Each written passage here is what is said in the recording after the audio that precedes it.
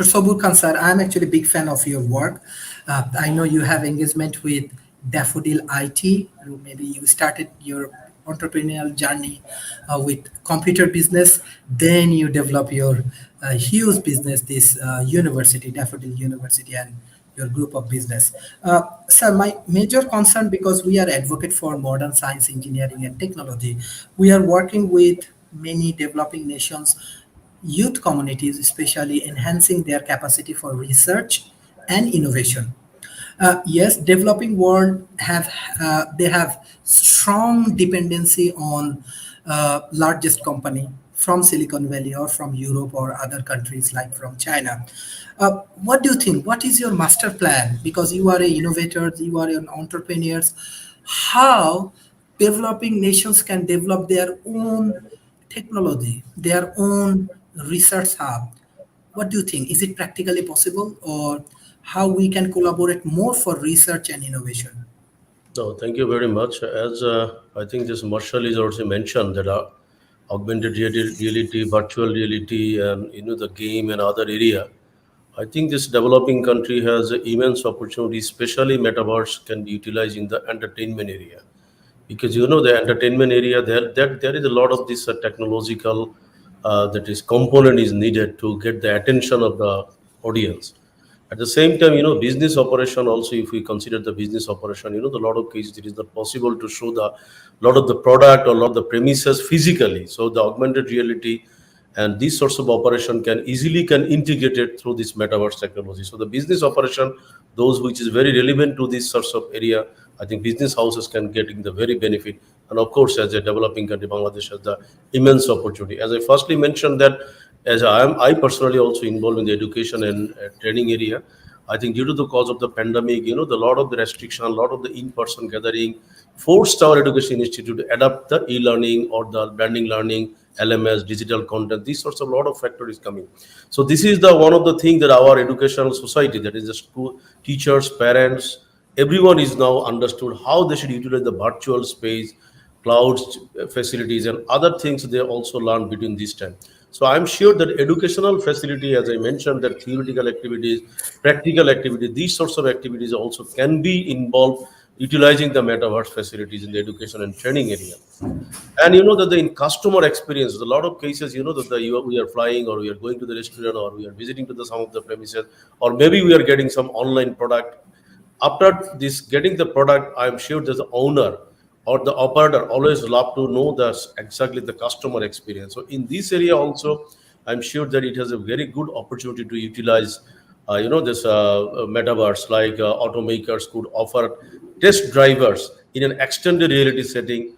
That's if you're selling the car, I think you don't need to call the customer. You can just give the test drive and giving the virtual reality, so easily he or she can understand. And of course, the facility what we are using, the work meetings. I think now we are meeting, utilizing this online facility. So everyone know it. So I don't like to talk more about it. At the same time, that the digital marketing or advertising, branding, marketing opportunity, these sorts of facilities is also coming very rapidly. And everyone is trying to promote their product through this internet platform, social networking, SEO, mobility, and lot of this facility is there interested to market. I think this we can easily see that how the Walt Disney is a long time leader for this area. So I think this Walt Disney is one of the great example how they utilize this technology, and they are also investing a lot of money in this area. And of course, the digital location. I hope that everybody you understand that nowadays I think this earlier it was the one of the common trend that we need a very good office setup, resources, people, everything. But now the digital location and also the integrated all of the location facility like the Web3 and these sorts of virtual marketplace and these sorts of matter also will be the playing the one of the key role as this meta market. I'm sure that metaverse, meta market, these sorts of facility will be coming as much as possible, so that the new entrepreneur or the startup also can get benefit. And of course, the new streamline. If we consider the new streamline, I think this the Netflix and the lot of the other facilities. So how they already bringing this to new revenue. I think if you consider our clothing, I think you see that it's a fashion. There will be revolutionary changing will be coming in the fashion design. That from this clothing, maybe a lot of accessories will be integrated. Maybe we are using the button, maybe we are using the collar, maybe we are using this lot of the cuffs. But I think that these sorts of device, these sorts of components will be changing through this digital transformation. So maybe in the near future, whatever buttons we are using, maybe it will be one of the component of the digital device. Maybe it will be one mobile phone. Maybe it will be another device. So a lot of the device also we can using when we will be using our cloth and our operation. And definitely, the major thing is connected work experience. We need the connection. How we should say, suppose we are sitting in other places, we understood that we are in the one frame. I think in future, I think presently already is also available due to using the metaverse. I think we'll be sitting in such a way, looks like we are sitting in a one room. I think maybe we are getting the smell also, and everything we are know each other using this connected work experience through this metaverse technology. As you know, that a lot of the big companies already declare that they don't bother that if staff is coming to the office or not. Rather, they are worried about the contribution or the commitment of the staff. So anyway, I think there is a lot of this. We cannot imagine. The lot of the new technology will be coming, new innovation will be coming, which we cannot imagine right now. But again, I think our new startup, new young innovator, they will be working rapidly and find out the best practices, find out the best technological merging, and you give us the some better product and opportunity which we do not know right now. Thank you. Thank you, Dr. Sabur Khan. Rafiqul Islam sir, we just hear from the private sector, from developing world, from Bangladesh. Uh, this is your term. You are from government agencies. Thank you. Thank What's you. actually government doing right now? What is the new thing they are Government, innovating? just government is trying to adapt all these technologies. It will take time. As Mr. Saburkan mentioned that about wearable internet, implantable technologies, these are most advanced technologies that will be adopted in every aspects of life or every aspects of workplace. Yeah. I'd like to mention here that actually I am amazed to hear all this thing about metaverse.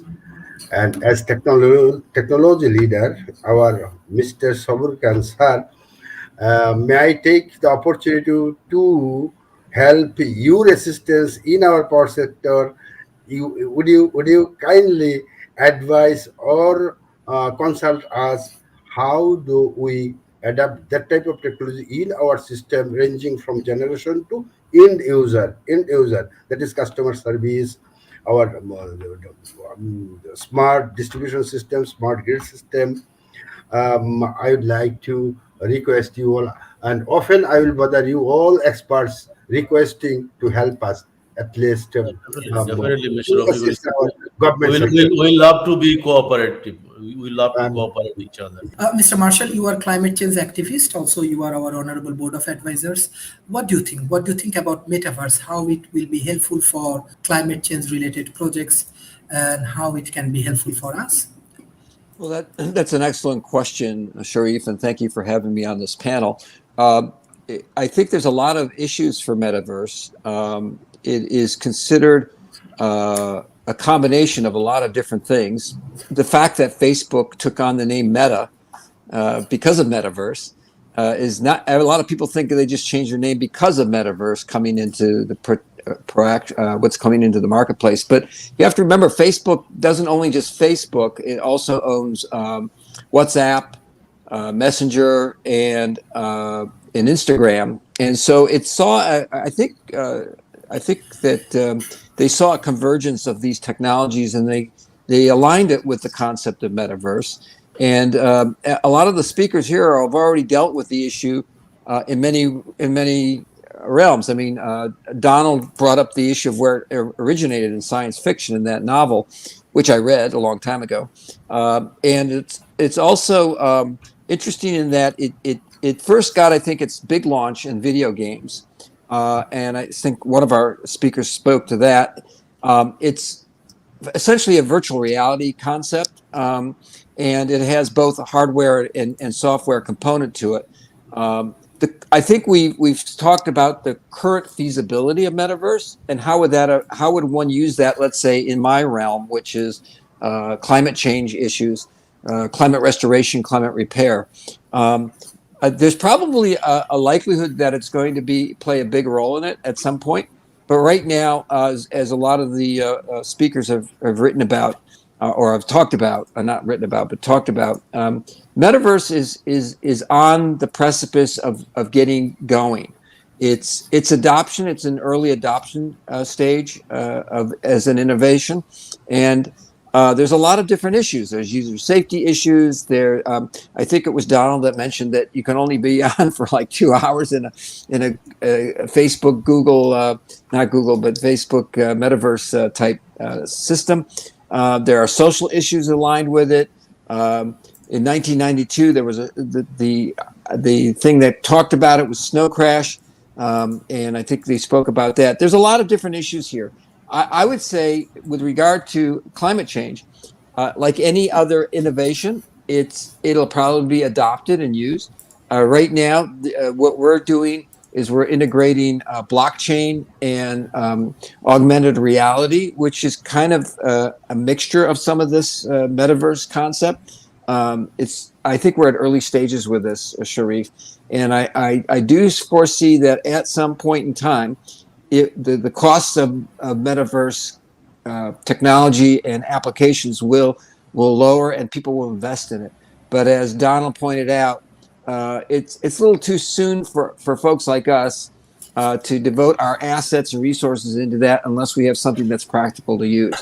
We're devoting our assets and resources into the technologies that actually convert organic and inorganic waste into products that can reduce more environmental impacts.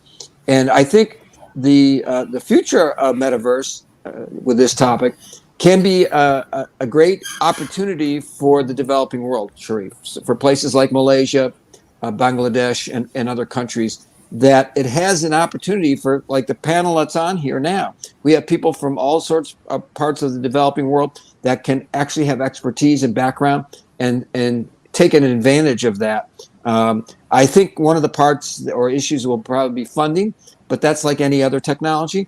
So it's adoption of innovation, and it follows a normal distribution curve. And in this case, I think the normal distribution curve has some kurtosis shifted to the right. So it's a little conservative on the adoption. But as we saw with Facebook, is adopting even the name Meta because of Metaverse. And I think that's where they're heading, and they're going to be throwing a lot of money into it. They already are. So I think that as we see that, there'll be opportunities for other players, especially in the developing world, to participate in this. And as far as the climate crisis, it should hopefully it will bring tools to the table that will help us accelerate the adoption of climate restoration, climate repair. Thank you. Mr. Marshall, you are a great advocate for developing world. What you want to say today for developing world like India, Bangladesh, Malaysia, Pakistan, Indonesia? What you want to say? What is your views, and how we can collaborate together? Anybody who's watched this forum with me on it in the past knows that I'm a big advocate for the developing world. I think we need to bring the developing world onto a level playing field with the developed world. I believe it's possible. I think it's done through forums like this. The World Talent Economy Forum is the venue, I believe, to help, at least one of the most important venues, to bring education to people. As anyone who knows and followed me before, I do believe that if the developing world embraces the 17 Sustainability Development Goals of the UN, we will all be in a better position, and that the developing world will become the developed world. And this is an example of the topic of that, where we can bring metaverse and others capabilities. And I think all our speakers spoke directly to the point. It's not just about technology. It's about attitude. It's about the embrace of the values that Dr. Talib has spoken about and the other panelists have spoken about, not just from a political point of view, but technology and manifestation of being able to address the problems that we're addressing right now.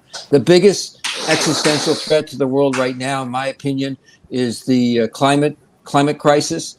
I know that there's a war going on in Ukraine, and Putin has threatened nuclear weapons. Hopefully that doesn't come about. But if that doesn't come about, our biggest threat right now is going to be the climate crisis. There is a climate clock in New York City, not the one in Times Square that counts down for New Year's, but the one that counts down for the climate crisis at Union Square and 14th Street. And it's not good.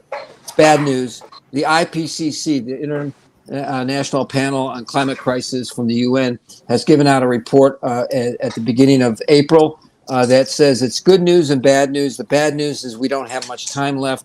Just look at the climate clock. The good news is we do have a narrow window of opportunity to change it. And I believe that forums like the World Talent Economy Forum and people such as that are on this panel can help make a difference and can solve the problems for not just the climate crisis, but create a future for our children.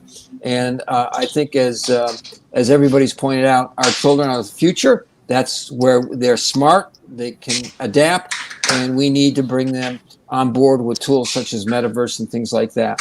So hopefully everybody will support the World Talent Economy Forum going forward, and participate in the programs that Sharif has put on the plate for all of us. I know I'm writing an article for the publication and doing other things as much as I can. I know that everybody else will do too.